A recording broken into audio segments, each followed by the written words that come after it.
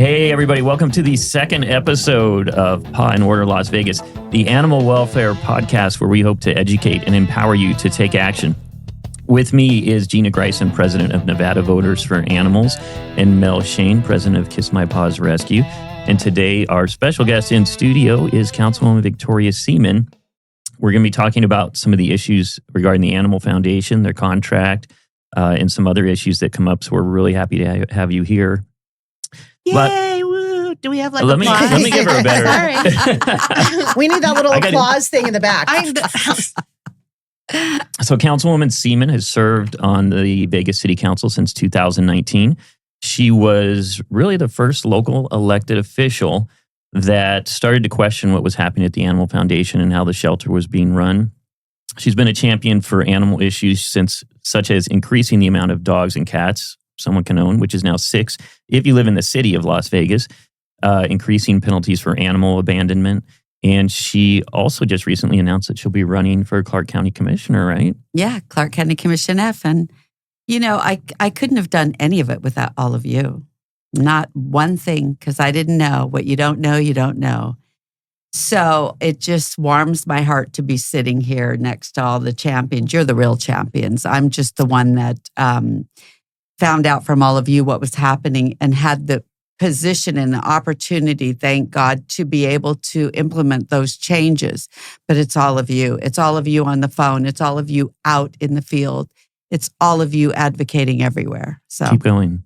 I really can't thank you enough. And you know it's true. This is true. But we also couldn't do it without you. I mean, Gina and I have been doing this for years, and without an advocate on the inside of government, we're hopeless a lot of times. So I feel like no one was taking us seriously. No, they like didn't. no one ever has. No, and it was just a brush off every time we went to a meeting. It was like, yeah. Okay. Can I tell a quick story about? Can you tell a quick story? Let's just end it at that question. I don't know if you can. I will try. So when a lot of this, it's sort of all like imploded, we had met Victoria and she was so amazing and was like questioning things. And I got a bunch of pictures of the conditions down at the Animal Foundation.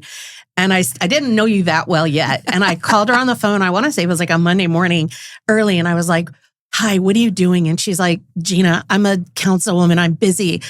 You know, what do you need? Like, you know, so like I don't have time to just like, what do you need, Gina? What's up? And I'm like, okay, look at your phone. I just sent you some pictures. I said, that's the conditions right now at the Animal Foundation. I've been getting these for weeks. I'm sick of it. And she's like, well, what do you want? What do you need me to do? And I was like, I need you to go down there right now and I need you to confirm these conditions and I need you to call this out. And I already had all the media on standby waiting, but I needed you to get down there. And she said, I'm on my way.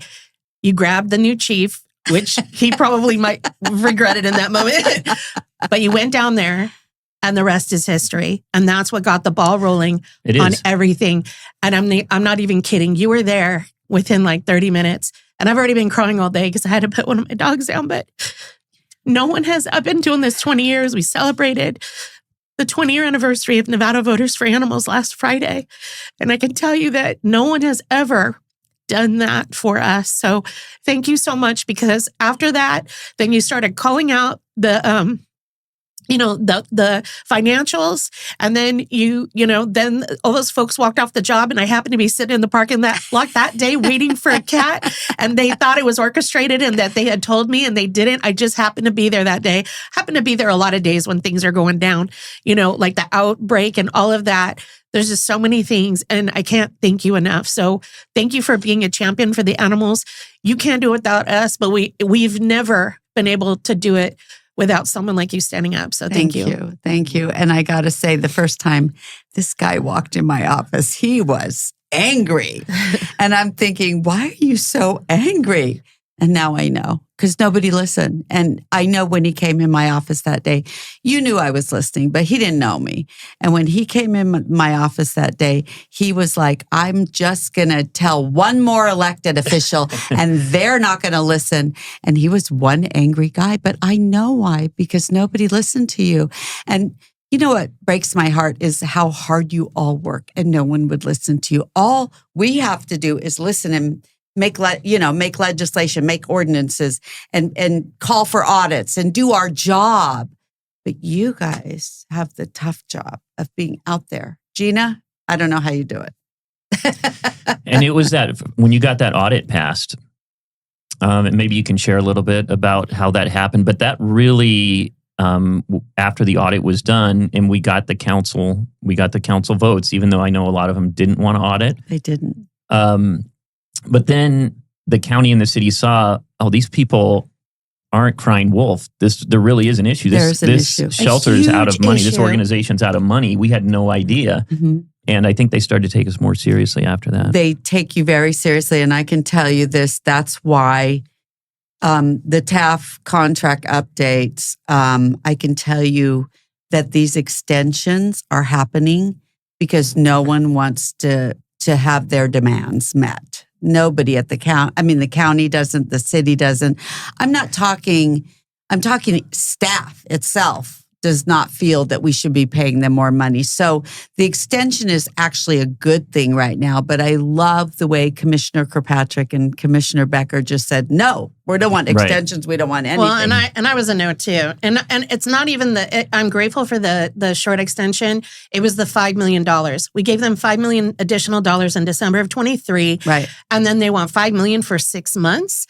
Like that doesn't make any sense to me. But I think what we should do. They gave them $5 million for 6 months. Yeah, you even said that. That was the other $5 million. They haven't. They're asking for a lot more money now. No, they're not getting it, and that's why we have the. That's what I asked, and you said yes, and I was like, wait a minute. That's why we have the extensions, because they are asking for more money, and nobody wants to give it to them.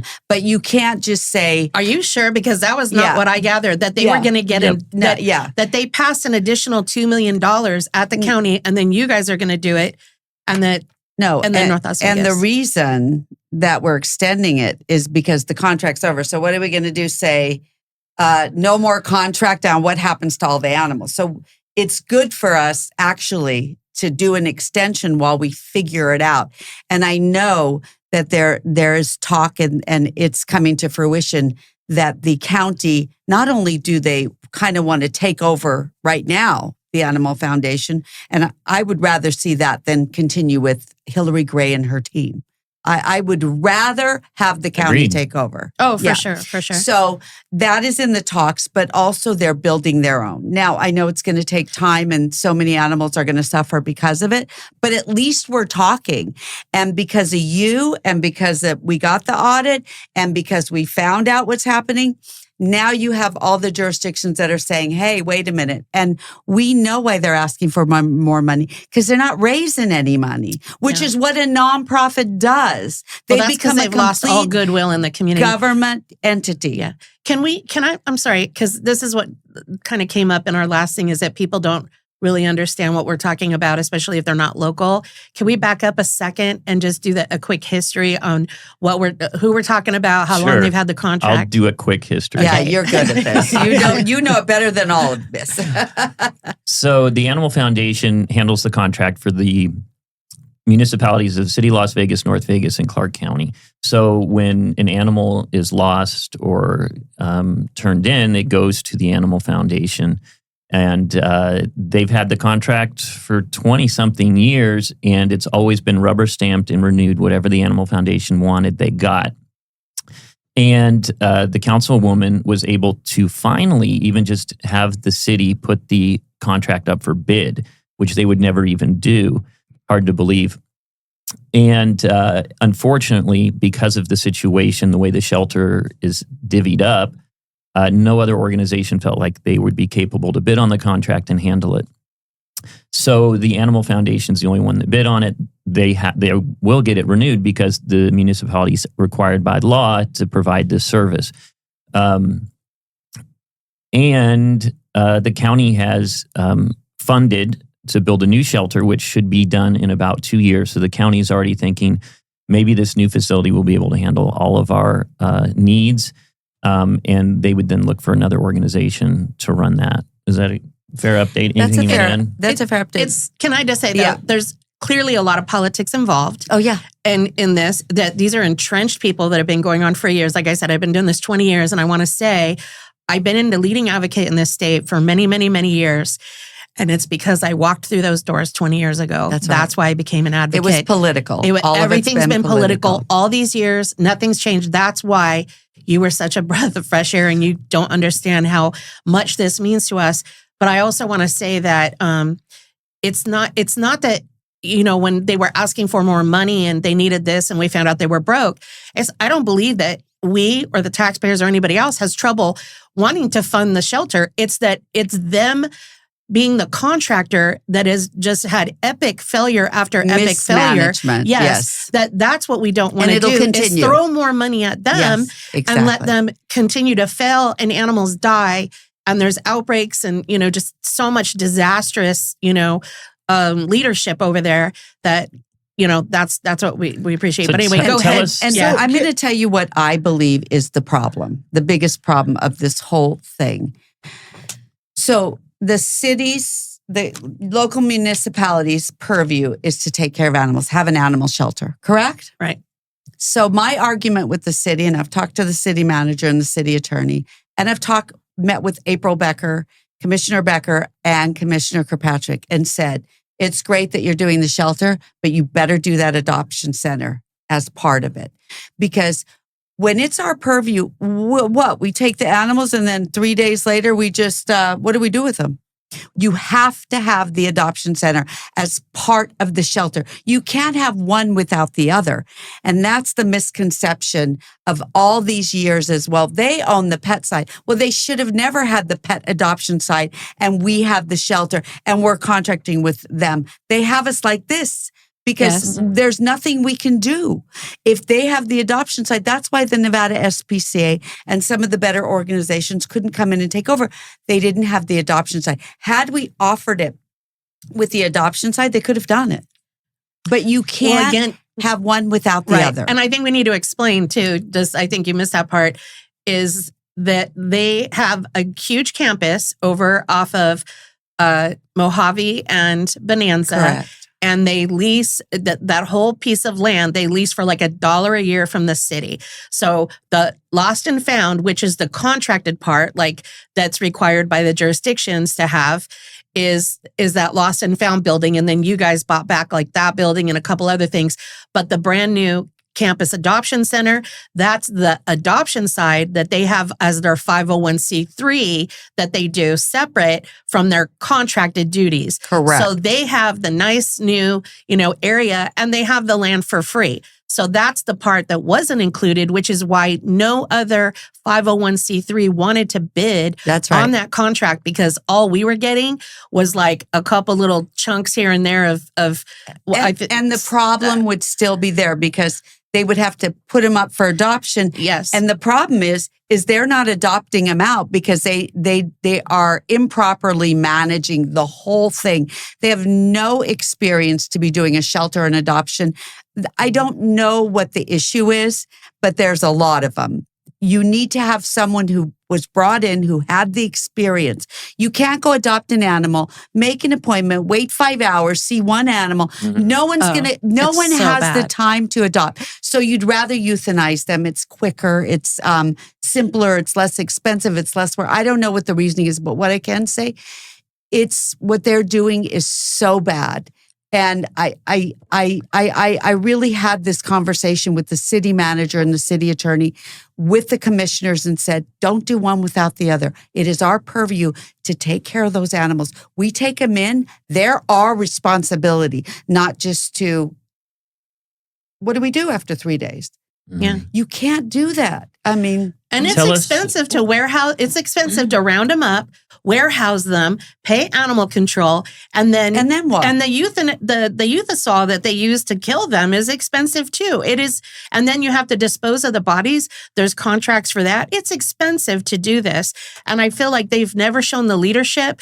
And anyone who hasn't read it, there is a HSUS put out a over 200-page report back in 2007 when there was a massive disaster. They declared an emergency. They euthanized, they say 1,000. We say it was more like 1,800 animals at the shelter because it was a massive outbreak with disease. And that not only documented the horrors that, and I mean horrors that went on there, but also it laid out and these are the people from, I'm sorry, where are they from? In Southern California or Northern California. They actually write like the shelter, UC guideline, Davis? UC Davis. They put all of these guidelines That's and right. suggestions and recommendations in place. It's like the Bible. It tells you how to do it, and they've even, come back in and said, these are the things you need to do, but they've never shown that leadership. And that's the issue I have. And we can talk about some of the issues. Why is it such a disaster? They put animals out, and these are some of our topics today, right? They put them out, foster to adopt, FTA. They don't want to put them down or euthanize them. So they give them away for free, and they're intact. And All right, I guess we're going to get into the new subject then. Well, I do want to finish talking about the Animal Foundation contract. And if you can give us some insight, because when Gina and I came and met with you and the deputy city manager, Tim Hackert, they seem perfectly comfortable with giving the Animal Foundation a 5-year contract, which I know the county does not want to. How does the mayor feel or your other council members about giving them a 5-year? Right. So the jurisdictions are asking for a 1-year contract with 4 1-year extensions, which is good. That's what we want. For how much? That's what they're arguing about. So this is what we're arguing about right money. now. And the jurisdictions did agree to include the $500,000 for the feline life-saving program. So that's $500,000, not $5 million. That's what they're asking for to renew a regular contract that we're not agreeing to. That's so have you spoken with the mayor or any other council members about changing from a 5-year to a 1-year, or are they just following the county? Yeah, that's what the jurisdictions are asking for in our contract. We want 1-year contract so that's all agreed within the jurisdictions. Okay. They're requesting money for the adoption side to cover contract-related cost recovery. They are considered extra because they are the rescue of last resort. Yeah. And they don't want to euthanize animals, which is what they've said for 20 years, but untrue. We know that. TAF's board members will meet with the commissioners and council members. They're going to meet with us to try to justify what they want for the ongoing contracts. And then they state they will not accept any non-pet exotic animals.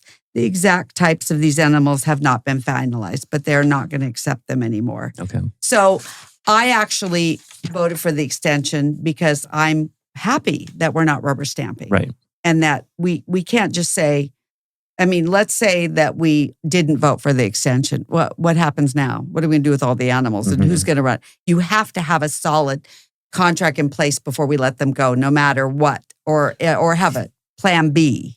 So can there be, I think what really irks me is being that they are a 501, so they're basically a rescue like mine, except on a grand scale, right? So I have board members that I answer to, and they've lost, to your point, they've lost a lot of their, donors. They've lost a lot of the people that have given them money. So why is Hillary still there? Because I can tell you right now, if something was going down online, and everyone was talking about me and how I'm running the rescue and what's going on here and money and this and dogs are dying and whatever the case may be, my board members would be like, okay, what is happening here? Like, confront me and basically come up with a plan, whether she stays or she goes. Like, I don't feel that the board is holding her accountable either, right? And for the mistakes that have happened. The problem is, but then they're asking for more money. Correct. Isn't it the job of the board members to actually fundraise for the organization? She absolutely should have been fired a long time ago. The problem is the contracts that the municipalities that have done over the years before I was there, or a lot of us were there, because this was a long contract. It was a 20-year contract, and it just. We just were able to start. That never went out to bid. Yes. No, we called that out. It was political. Yeah, very political. But the problem is we don't have say-so in that because of how bad these contracts are written. That's why we have an opportunity now with what do you want?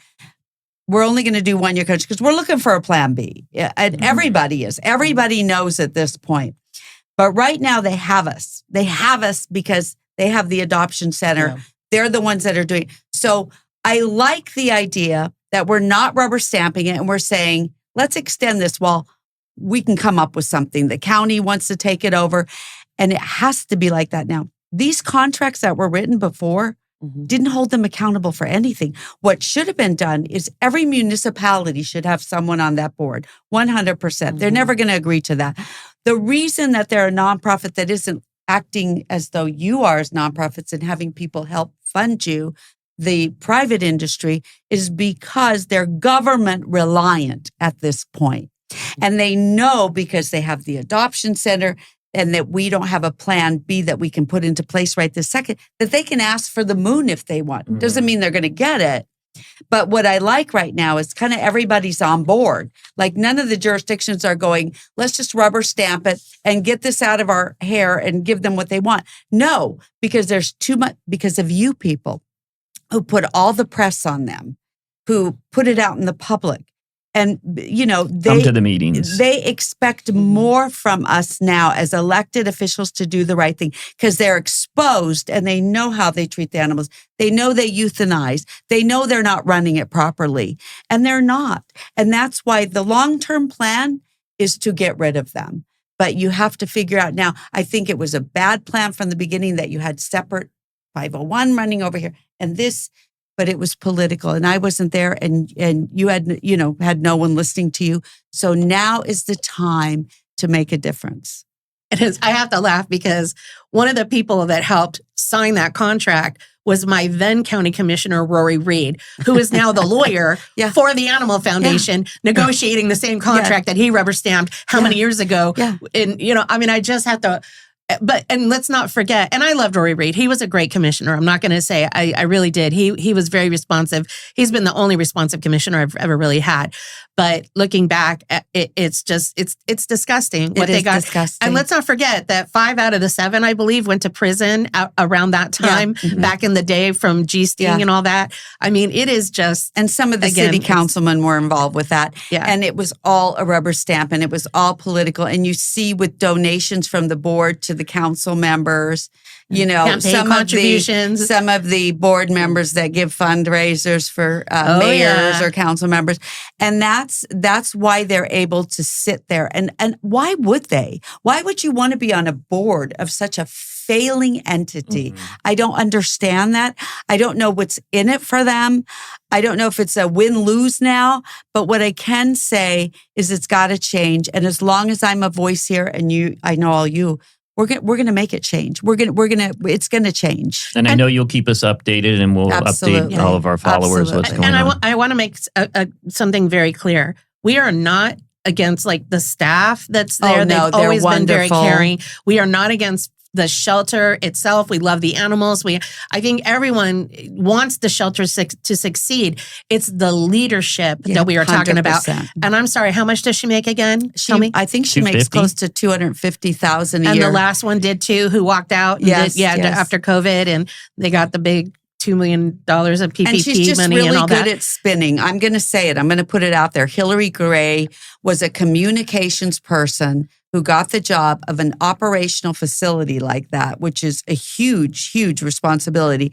And she was a communications director. And boy, does she know how to spin things. And she's a political operative because remember, that's what she said in her text messages. Yes. After they fired James Pumphrey, who they brought in from...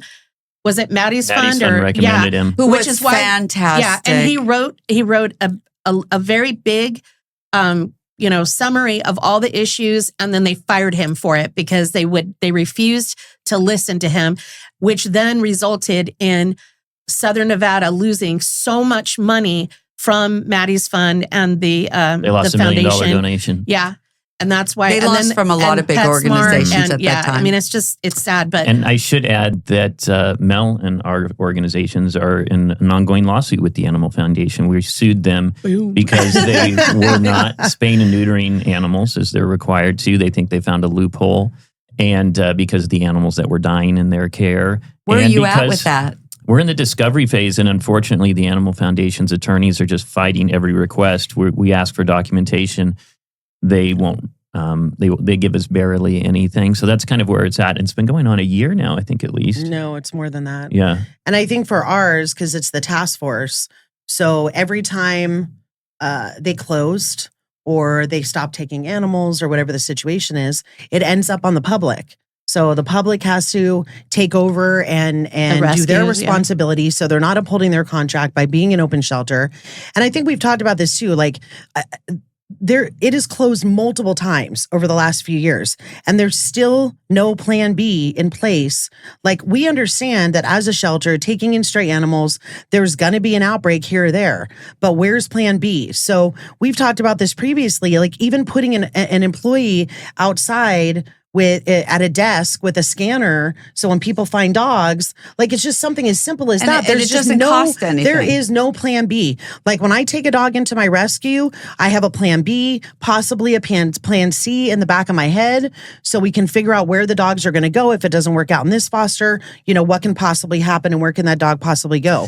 Like, you got to have a plan B or C, and it's in the contract. They're supposed to have a plan B for outbreaks. There's no options. And I want to be very clear. When we say they closed the doors, county was picking up dogs, and if they didn't have a microchip, they were turning them. They made the animal control officers turn them loose on the streets. They were telling the people, we called in, they were telling the people, just let the dog go on the streets. That's horrible. They literally shut down. I hear they're telling them that. They're still doing it. I know the city. That's criminal. City was doing pickups, but you could not drop off.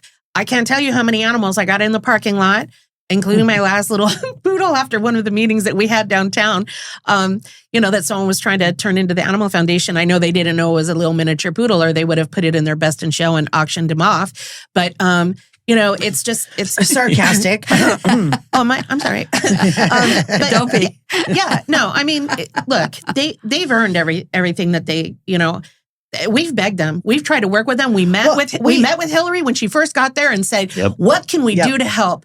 What can we do to help you? We need you to be successful. We want you to be successful. The animals rely on you to be successful. And they've never fully taken that leadership role and done it. And we would have done anything to help them be successful. Even you guys, when you said, hey, you're broke. Why didn't you come to us and tell us you were broke? We would have given you more money, but you can't. I mean, politics is really, truly the only place you can fail up, right? Right. Because, we need to expose the board members, because it's the board members' responsibility, because we have no say in who they fire. We should absolutely have that in the contract, but we should expose who these board members are. Who are these board members, Bryce? Who is every single one of these board members? I've done some research on them. Some of them don't even seem to exist except on paper. I can't find them on social media. I can't find an address in town. Some of them don't live in town. And but I think a requirement to be on the board is you make a donation and you agree to help raise money.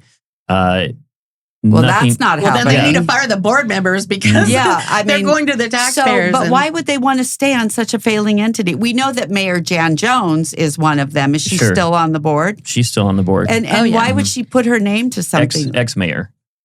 Former mayor. Former mayor, Jan Jones. Former mayor. Who was and one of the best friends of Shelley Berkeley, our biggest current fundraiser, mayor. biggest cheerleader of our new First mayor. one to give her a fundraiser because I guess she didn't want anything to happen to the failing animal shelter. I don't get it. Well, your job as board members is protect the organization.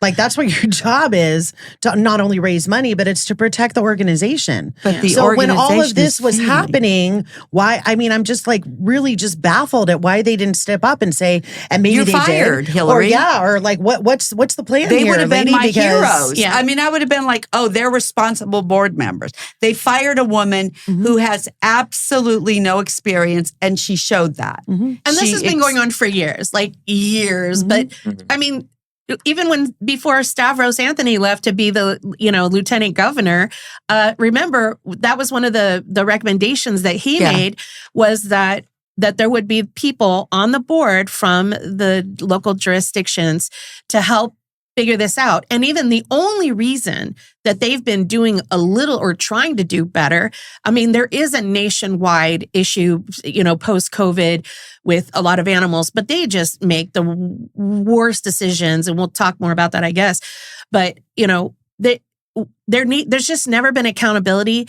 And for years, we've been trying to beg them, do this or do that. But the only reason they've been doing good is because after we started doing all the the Audit? audit. Sorry, Yeah, thank you. They got exposed. They were exposed, but but the jurisdictions, you guys created those committees, and the jurisdictions and their PIOs have been helping them. That's the only reason they're doing a little better. Yeah, that's true. But that doesn't mean that what they're doing, because I will say there is a fate worse than death, and it happens to a lot of animals at the Animal Foundation. Well, are you referring to the free adoptions? I am. All right. So I think we disagree on this. When I first started No Kill Las Vegas, we met with the Animal Foundation, and before we started attacking them, and we explained to them that successful shelters were doing promotions. The Animal Foundation back then never did promotions. They would charge $250. It didn't matter if it was a 10-year-old pit bull and they had 100 of them. They were all $250, and most all of them got put down. So we said, why don't you do promotions? Why don't you do free adoptions? And studies have shown, and they refused. So maybe you guys agreed with the Animal Foundation then. They refused to do it. And now I believe they've been enlightened, and they do it because it does help save animals' lives. I agree. And I understand. They do it. I don't know what that means. I don't either. Doo-doo. That's what it is. It's doo-doo. But isn't it like poo-poo, doo-doo, So hello. Isn't it better though to give at least even let's say you adopt out 10 animals, okay, for free. And let's say there's one bad owner. Isn't it better we saved 9 lives than had them all put down? That's agree. the way I look at it. I got to put myself in the shoes of the person running the shelter. If I was running that shelter and I'd use every possible resource I could to get as many animals out of the shelter as possible, and I would most certainly want to give someone, if someone showed up and said, I'll take a dog, well, I would much rather give this person a dog than to have to kill it. I do too. I do too. All right, I'm agreeing. Mel's got some. So Take it away. before I interject with my personal opinion, I cannot stand free adoptions. What was it? Channel 3 posted the story, and I just kind of wanted to read some of these comments I hear because I think there's a lot of conflicting comments. Like people think I read the comments. I don't think most people agree with me, but I'm not changing my opinion. Yeah, I don't expect you to change your opinion. Yeah, we saw what happens when dogs are given away for free, not necessarily a life saved. We have someone that posted 5 months ago, we adopted our Malinois mix from the Animal Foundation. We're expecting to have to pay. It was free. She's family now. If you're going to adopt, please make sure it's what you want. Don't just do it because it's free. Don't forget they're going to be like family and you don't treat family wrong. I pray that these dogs find good homes. So there's a mix of comments that happen when they post free events. Yeah. Have you guys ever been to an open bar at a wedding?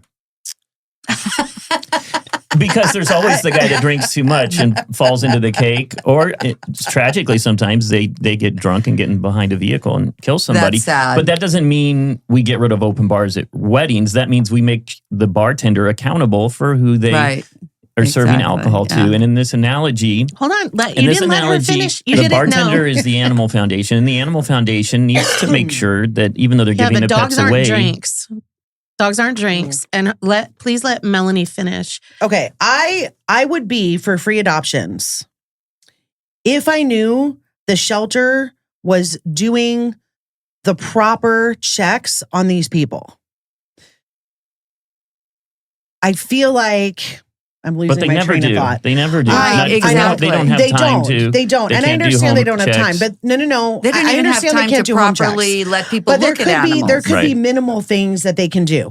So, because this is what we see.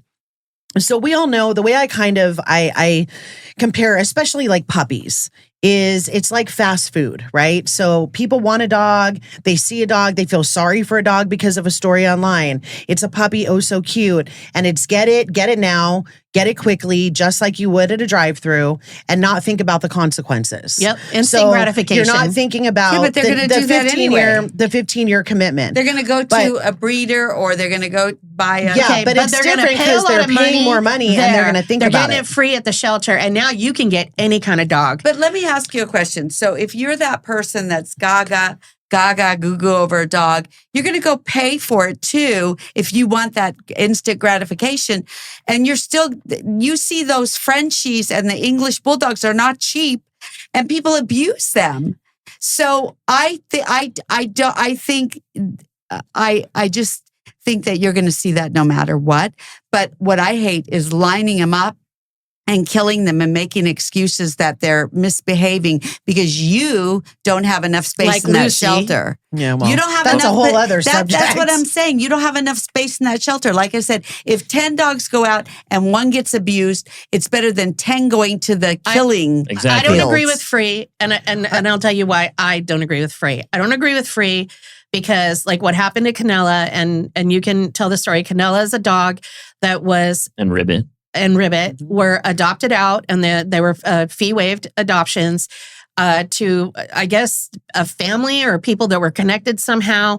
And Canella, I had to go out because she had been laying next to a dumpster dead for 2 days. And we had to go out there to make sure the animal control got out there. And I said, she needs an investigation because typically it looked like maybe it could be a hit by car, right? And they will just scoop up the body and take it, and even one of the groups wanted to do that, just take it to the shelter, take her to the shelter. And we were like, no, we need an investigation. And it turns out that this family had adopted two. So now there's this big investigation because she had injuries that didn't look consistent, maybe with a hit by car. So we needed to know what happened to these two dogs that were adopted out and only like for 2 weeks, fostered to adopt. Was Canella fixed, by the way? Or was she intact? I don't know. I thought I heard she might have been intact. So that was terrible. So like I both said, of these dogs were adopted on free adoption days is the point. And and my thing is there is a fate worse than death. We see this happen. I don't agree with free. I say at least a nominal charge, even if it was $25. I don't like free. And I think that there should be, and maybe we could get volunteers to do that, do a background check. Let's have a follow-up phone call. Hey, how's it going with your free dog? Do you need help? Here's some training. I think while they're waiting, waiting 3 hours to see one dog, why are we not doing a class? Like a little thing about training. They were little supposed thing to about be doing a training, training classes. thing about, how long it takes a dog to, to settle into a new environment, just, and the laws, some of the minimal laws, like, you can't leave your dog out in the heat without food or water, just things that can help, make it If you were better. running a shelter and you had 10 dogs you were going to have to put down, you would put those dogs down instead of do a promotion and give them away. A promotion for free. Yes. That's no. I wouldn't. You would prefer to put the dogs down, and I would wouldn't not. prefer to put the dogs Well, down. you don't have any other choice. Here's the thing. I wouldn't be putting dogs out. I wouldn't have put 2,000 dogs out during COVID unsterilized.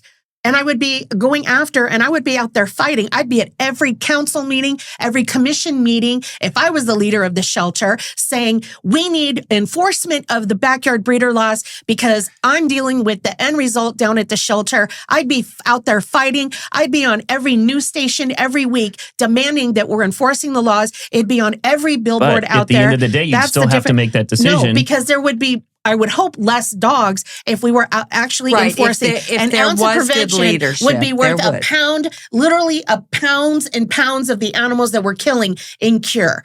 That we should be preventing this from happening. But we've never put the money. We throw money at the end result. We keep throwing money at the shelter, but we're not putting money where it needs to go. Prevention, more officers, free spay and neuter, vaccines, microchips, that kind of thing. That's why we But need I to. wouldn't, I'm going to tell you. Free I wouldn't- adoption save lives. No. Yes, And they no, do. and Hold Hold on. on. If they need money so bad, why don't they at least charge $25?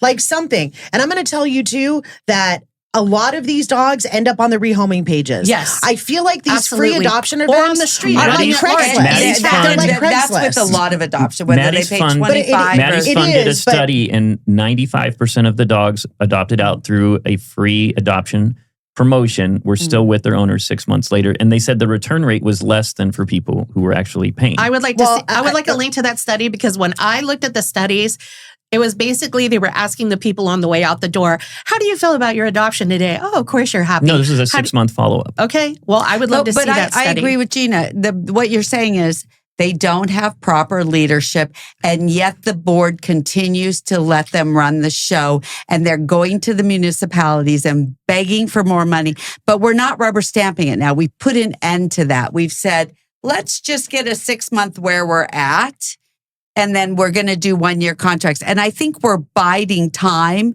to get a plan B and a plan C. And it's going to be a game changer when that shelter is up in Clark County. And I think they're wanting to put their own people in right now at the shelter. I know that they're going to be very cognizant about this when they either contract out or they bring their own people in. And I think that we've all learned our lesson. You have to put a shelter with an adoptive side. You can't. You have to put in leadership that knows how to run a shelter. You would not believe how many times I've sat in front of them in a briefing and said, we have to do the adoption. And I hear council members, that's not our purview. And I'm thinking, what do you mean it's not our purview? If you're going to take the dogs, you have to be responsible for after the 3 outcome, days. For the outcome, yes. Exactly. And you want to pause. And actually, Henderson contracted and got a very good, overview, recommendations. They had a audit done, and there was a very lengthy report done. And that was one of the things that they talked about also with the Henderson shelter. And then that's another story. But we definitely need to have a complete reform of our shelter system. Complete reform. Completely. Top to bottom, inside and out, upside down and inside back again. And we need to include, it can't just be the electeds. It can't just be the political operatives that run the shelter and it's got to be the rescues that are doing the work. Absolutely. And to go back to free adoptions, 100%. do you know what free adoptions do to the rescues? Adoptions are way down for everybody. But when you guys do that, here's what happens. I don't know if people understand how rescue works. So when there's a sick dog or an old dog that needs a dental and it's like $400 or $500 or whatever, the rescues aren't taxpayer funded. They have to go beg for the money. They pull these dogs, they sink $2,000 into them, and then their adoption fees like $200 to $500 or $600. But guess what? Why would you do that when you can just go to the shelter and get one for free? So that hurts the rescues too. When you're just like, to me, but that doesn't mean that almost sounds like you're arguing that the Animal Foundation should be charging $500 for adoptions so they don't hurt the rescues. That's not. No, but the rescues have to make their decisions, and the shelter has to make their decisions. The difference is, well, they're taxpayer funded. They can afford to fix the animals and then still put them up for a cheaper adoption fee. They shouldn't be anymore to this extent, and that's what we're trying to work on. But is it fair to say that people in general just didn't value animals the way they should? Yeah, when you give them away for free to me. No, it's not just that, Gina. I don't believe that. I believe there is if you gave me $1, I would value it just as much as if I stole it from you. There's a whole population out there of people that don't value animals. They're living entities, and they don't see it that way. Oh, it's just an animal. That's what the culture was before. Yeah, and it's changed. And I believe, too, they were actually giving money to people that wanted to foster. Or they were giving. What was that? But recently, there's been this woman that she's homeless, and she adopted a dog because I think her therapist told her to or something. Yeah. We need to talk about that. So, that's a different which show. will actually probably segue into what we're going to talk about in a minute. Which, how is the Animal Foundation supposed to know that she was lying on her application? Now, obviously, a rescue like mine, we dig in, we find out. But I understand they can't do all of that necessarily. They could. They just don't. But I don't think that they can not adopt. So she's now on the posts asking for help. So asking for grooming, here's the thing with this particular dog, if I remember correctly, the dog had medical issues. The dog needs to see a vet. Like, it had lumps and bumps and some other things going on. So if this person, and the dog is now out in the sun, in the heat. So how is that doing any good for this dog? But it was a free adoption, and we got it out the door and didn't put it down. And she might love the dog, so now it gets to go bake in the sun and die. Gina, that's 1 in the 10 we talked about. Yes, no, I would say it's more at least 5 out of 10. If the Animal Foundation was doing a better job screening, exactly. we could limit those types of situations. And that kind of leads us into segue. I don't think homeless people should have animals. And it's for that reason. They can't pay for the medical. They can't protect them from the heat, being outside. They can't assure that they're getting food and water. We treat our pets like they're kids. If a homeless person had their child out on the street with them, how long until protective services is called? No, that's not the way it is now. You guys, It is. Look, I don't like it, but it is the reality that we face, especially right now with so many, speculators that have bought up all these houses. They've driven up the cost of housing. You can't afford it. Do you know how many homeless people have Social Security, have an income, even have a job? The lady who called about the litter, which we're going to bring David in a second, and he delivered, thank you, some litter today. She was at work today. She's homeless and lives down at the courtyard. She boards her cats in the little boarding facility, and she has a job. A lot of those people get monthly income, but $1,500 is not enough to live anymore in Southern Nevada. I do agree. I agree there's some, but you know what? The majority of people on the street have mental health issues and are drug addicted. And I've seen them. There's a lot of people that live in houses that I'm just saying, I've seen them Why are you looking at me? I've seen them take them across the street in the middle of traffic. Absolutely. I've seen, putting the animals in danger. I don't think it's because they want to. I think they have mental health issues. And I don't think we should make it a law that homeless people can't own pets. No, we're not going to. But if I was running the Animal Foundation, I would not be letting a homeless person adopt an animal free or if they paid for it. But I think we do need to bring Dave in. Yeah. Dave is the chief of staff for Councilwoman Victoria Seaman. Victoria Seaman. And Dave McGowan has a lot of experience, a couple experiences with Gina. You want to explain what you guys have been doing? Yes. So, and I want to thank Brandy Glasgow, who's been amazing. She does a lot of free grooming and street dogs. They go down there. There's other organizations that help. Really quick. Go down where? Yeah. Exactly. Oh, I'm sorry. Go down to the courtyard. Okay, what is the courtyard? The courtyard is a huge area that they've basically built huge fences around to hide all the homeless people off the Las Vegas Strip. It's literally on the Las Vegas Strip, but it's the place where they like to shove all the homeless people and hide them behind the big walls. And they have an area there for people's pets. They have an area for people's pets. It's also a cooling station, which has got me on fire here, literally. So what we've done is, they actually used to keep them all in the back, like in kennels, and it was really hot. And I was like, oh my gosh. So they go, oh, but look, they gave me a little tour a couple of years ago and said, look, we're building out this area for the animals, which I was like, oh my gosh, this is amazing. And then they took me down there and it's this tiny little area. And I'm like, you have like 30 dogs up there right now. And you have like 10 kennels. Like, how is this going to work? So they did expand it a little and whatever, but they didn't design it well. It's actually very poorly designed, and it's kind of a nightmare. It doesn't really pass muster, but because I guess it's a city project, it didn't really have to. I don't know who designed it, but they should be fired. What's been your experience down there, Dave? Well, starting last year was when I first got involved, when Gina asked me to go down there. And the councilwoman wanted me to go find out for her what's going on. Because the city contracts with the company. The city contracts with the provider that does services at the courtyard.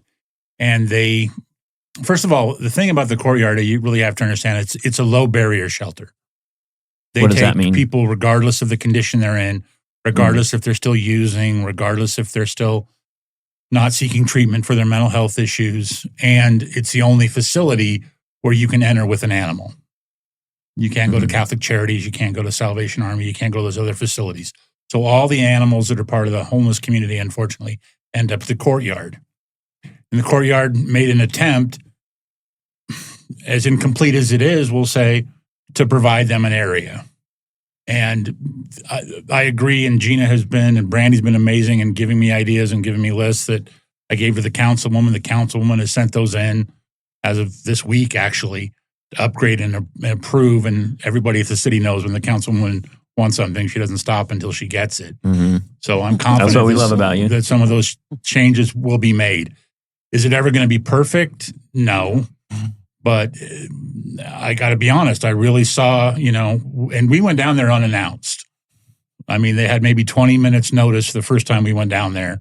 And then we went back down there on Friday completely unannounced. And the And what did misters, you see? and the misters were still operating. Mhm. You know, animals still had, there's a giant bucket of ice that people can give their animals ice to cool down their water. There was water, there's cleaning. There are things that have to be done there to make it better 100%. And not things that I think would be expensive or cost prohibitive.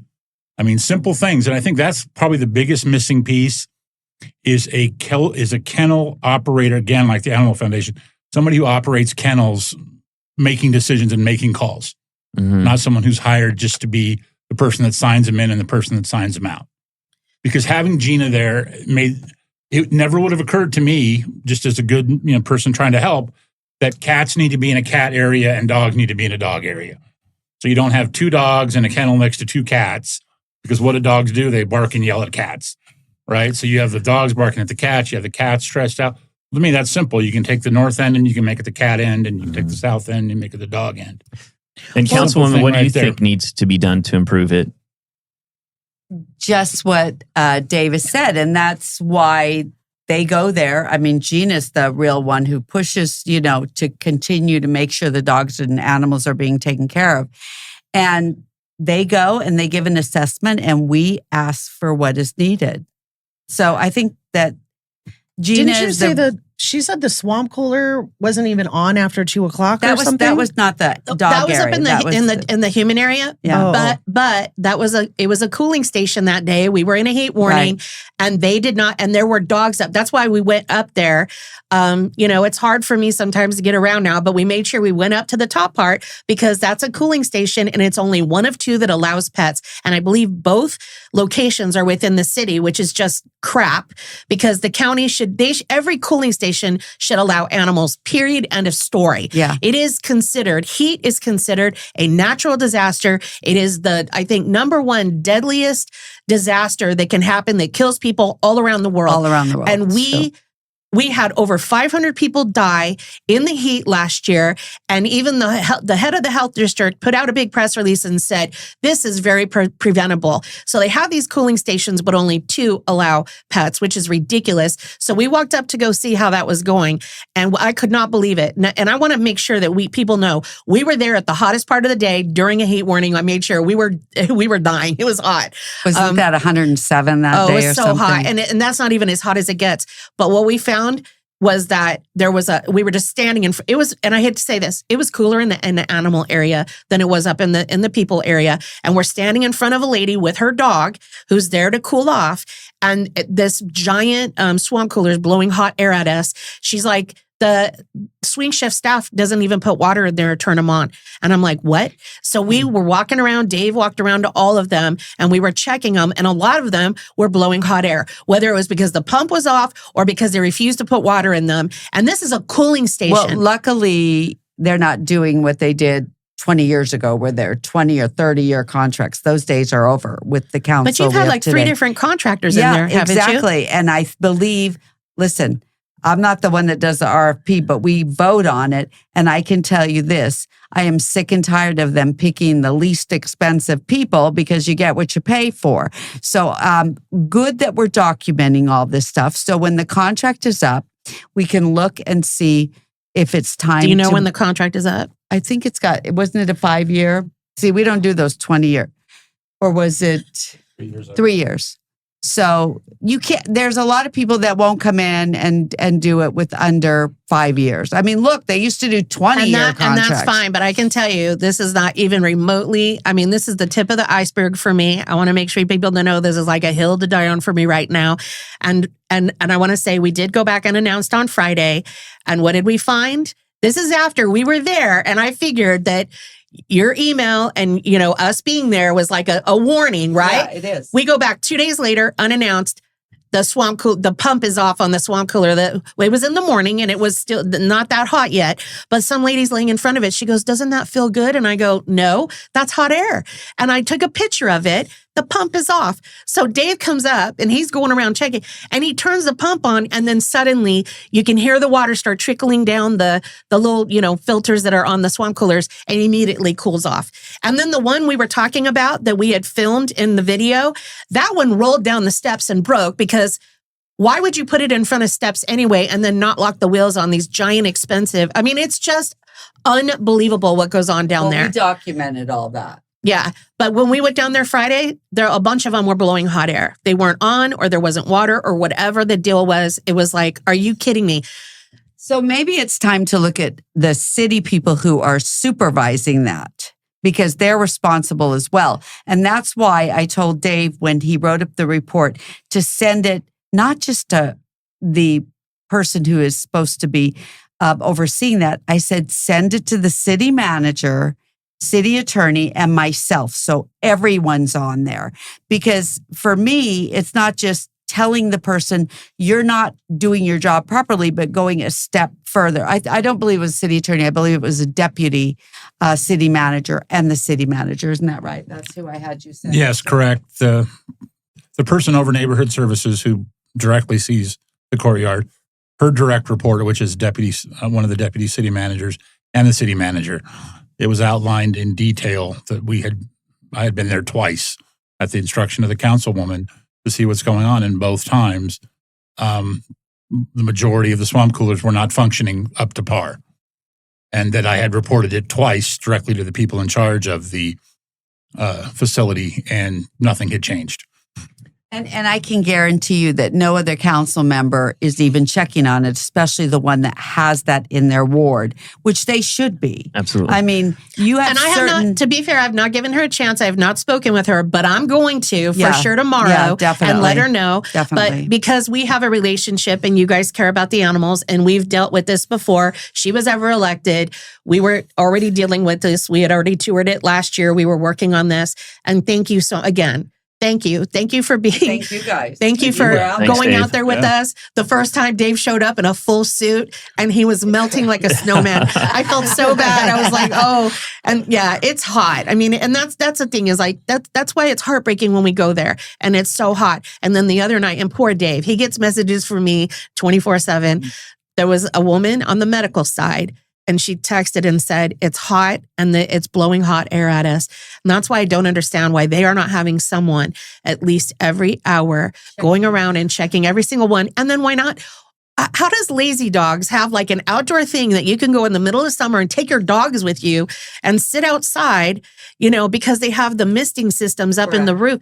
They have all these things that are rolling down the steps and breaking, or the pump's not on. Why are there not misting systems up in the ceiling?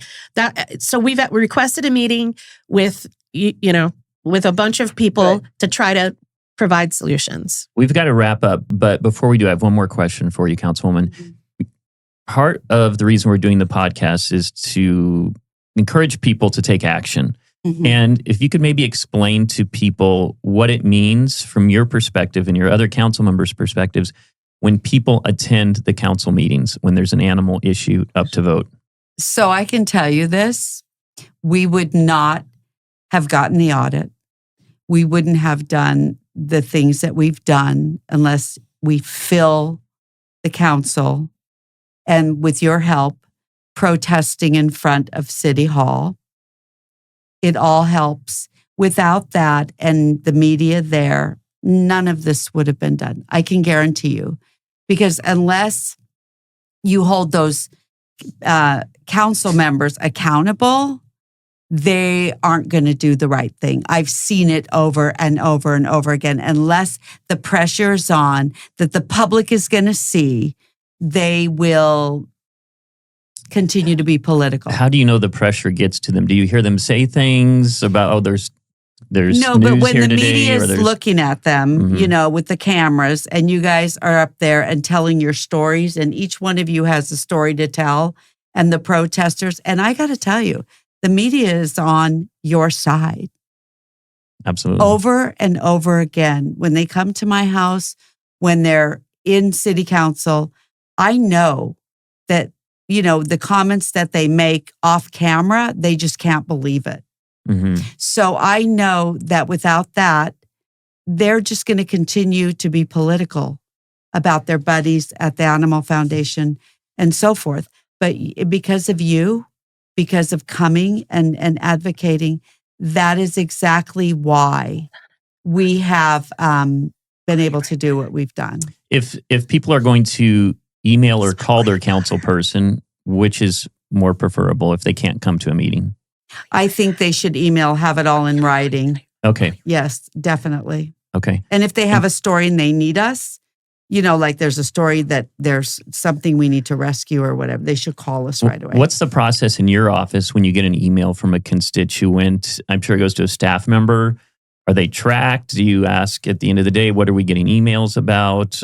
Absolutely everything in my office is tracked. We can tell you how many constituent services we've done, how many, we track everything, and for a reason, so that we know. And when I sit up on that dais, I can say I've received 200 emails on this situation, or we've received 50 calls. And it's do you think the other important. council people do that? Because sometimes I write even my councilwoman and don't hear back.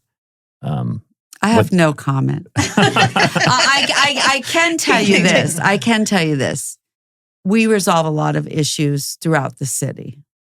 And there's a lot of issues, and it's still since COVID. You guys get everything, right? The homeless, the housing, the job market. I mean, there's the economy. There's the safety. I mean, there's police. I mean, there's just so many issues. So the squeaky wheel gets the grease, and we have not been squeaky enough.